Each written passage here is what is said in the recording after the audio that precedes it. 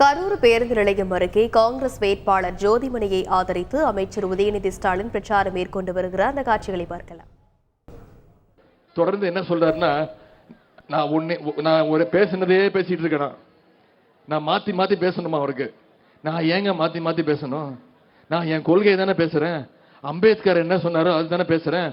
தந்தை பெரியார் என்ன சொன்னாரோ அதுதானே பேசுறேன். பேரறிஞர் அண்ணா என்ன சொன்னாரோ அதுதானே பேசுறேன். கலைஞர் எதுக்காக பாடுபட்டாரோ அதுதானே பேசுறேன். எங்க தலைவர் எதுக்காக பாடுபடுறாரோ ஆட்சி நடத்துறாரோ அதுதானே பேசுறேன். சிஏஏ எங்களுக்கு வேணாம்னு சொல்றேன், இப்பவும் சொல்றேன். சிஏஏ எங்களுக்கு தேவையில்லை.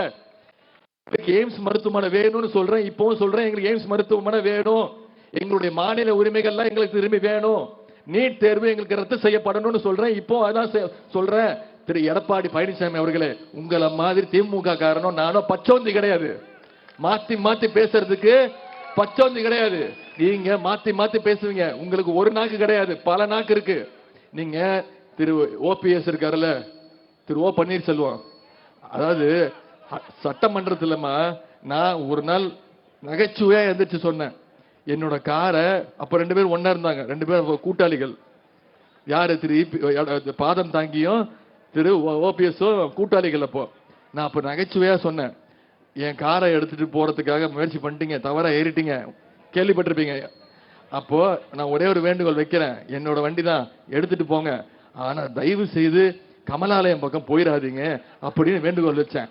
அப்போ திரு எடப்பாடி பழனிசாமி, பாதம் தாங்கி பழனிசாமி வாயை திறக்கவே இல்லை. யார் தெரியுமா எந்திரிச்சு பதில் சொன்னா? என்ன தெரியுமா சொன்னாரு? எங்களுடைய வாகனம் எந்த நேரத்திலையும் கமலாலயம் போகாது, நாங்க எப்ப பார்த்தாலும் எம்ஜிஆர் சமாதியை நோக்கி தான் போவோம் அப்படின்னு போய் தர்ம யுத்தம் ஒண்ணு நடத்திட்டு இப்போ யார் காலில் போய் விழுந்து கிடக்கிறாரு? பிஜேபி காலில் விழுந்து கிடக்கிறாரு. அரசியல் அனாதையாகி திரு எடப்பாடி பழனிசாமி அவர்கள் மாதிரி ஒரு பச்சை துரோகி. அவர் தமிழ்நாட்டு மக்களுக்கு துரோகம் பண்ணியிருக்கிறாரு, தன்னை நம்பி வந்தவங்களுக்கும் துரோகம் பண்ணாரு. அதாவது திரு எடப்பாடி பழனிசாமி இருக்காருல்ல, அவரு ஒருத்தரை பார்த்தா ஒரு மாதிரி பேசுவாரு. அது மாதிரி நானும் பேசணும்னு நினைக்கிறாரு.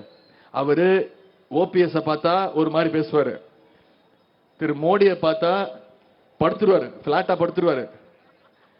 திரு அமித்ஷாவை பார்த்தா குட்டிக்காரன் கூட அடிப்பாரு. திரு சசிகலாமாவை பார்த்தா என்ன பண்ணுவாருன்னு உங்களுக்கே தெரியும், அதை நான் சொல்ல மாட்டேன். அந்த அளவுக்கு ஒரு பச்சோந்தினா திரு எடப்பாடி பழனிசாமி அவர்கள் தான். அவரு இப்ப கரூர்ல பிரச்சார கூட்டத்துல வந்து ஏதோ இதெல்லாம் போட்டு காட்டினாராம், ஏதோ படம் எல்லாம் போட்டு காட்டினாரா கேள்விப்பட்டேன். திரு பாதம் தாங்கி பழனிசாமி அவர்களே, நீங்க என்ன படம் போட்டு காட்டினாலும் தமிழ்நாட்டு மக்கள் உங்களை நம்ப மாட்டாங்க. உங்களோட ரீல் பல வருஷம் ஆச்சு. வர்ற ஜூன் 3ஆம் தேதி யாரோட பிறந்த நாள்? டாக்டர் கலைஞருடைய பிறந்த நாள்.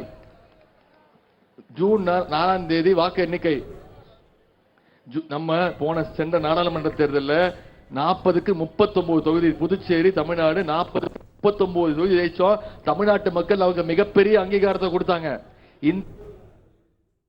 கரூர் பேருந்து நிலையம் அருகே காங்கிரஸ் வேட்பாளரை ஆதரித்து அமைச்சர் உதயநிதி ஸ்டாலின் பிரச்சாரம் மேற்கொண்ட காட்சிகளை பார்த்தோம். செய்திகளை உடனுக்குடன் தெரிந்து கொள்ள உடனே சப்ஸ்கிரைப் பண்ணுங்க.